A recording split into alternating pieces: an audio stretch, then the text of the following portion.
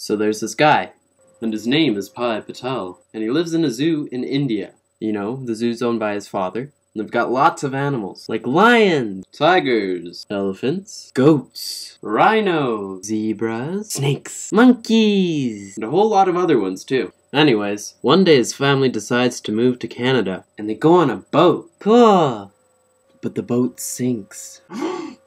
And Pai is the only one who survives. Not counting the tiger, the zebra, or the orangutan. Not to mention the hyena as well. So they all end up in one lifeboat. Pai pretty much thinks he's done for. Eventually all of the animals die off. Except for the tiger, who happens to be named Richard Parker. So it's just Pai and Richard Parker left in the lifeboat. Well, they float along for a few days, and eventually Pai gets pretty hungry. Thirsty too. So he steals some of the emergency food from the lifeboat. But he feels strong! So he builds himself a raft. This whole time, Richard Parker's just chilling. Then there's a big storm, and the raft gets destroyed. And Pai's like, oh no. So they just keep floating along. Whee!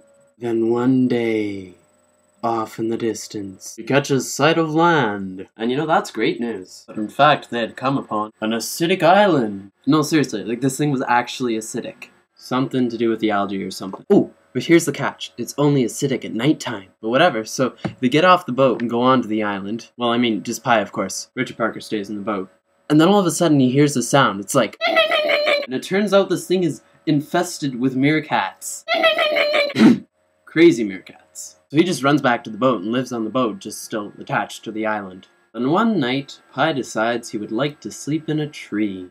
And at this point, he doesn't know that the island is acidic, because he's never been on it at nighttime. So he finds a nice tree to sleep in, and he notices that in the tree there is a fruit. So he starts to unravel the fruit. And he unravels layer after layer after layer after layer, until in the very center of the fruit, you know what he finds? A human tooth. Well, eventually Pai falls asleep in the tree, and when he wakes up, he finds himself covered in these crazy meerkats. They're all like... So that's it. Pai's had it. He's gonna leave now. So they're back on the open sea, my friend. And they float, and they float, and they float. Till eventually they arrive in Mexico. And he is saved! But nobody believes his story. The people at the hospital are all like, you're not a very diplomatic man, are you, Patel? So he says, fine. You want the truth? He proceeds to tell them this. First of all, the hyena wasn't actually a hyena, it was actually a ravenous sailor who liked to eat flies. And the orangutan wasn't actually an orangutan, it was actually his mother who died, which is a shame. Anyways, the zebra with the broken leg wasn't actually a zebra with a broken leg, it was a sailor with a broken leg. And they had to amputate his leg at one point, which was just too bad too as well. So they had to throw the sailor overboard and he died, and it was so sad because he was a neat guy and Pai really looked up to the sailor. But then there was the tiger and Pai, and you weren't actually quite clear whether Pai was the tiger or not. It could have been possible that the tiger was Pai, but the two Japanese officials were quite proud of him for actually living with the tiger for so long, so it was actually quite possible that there was a tiger on board with Pai.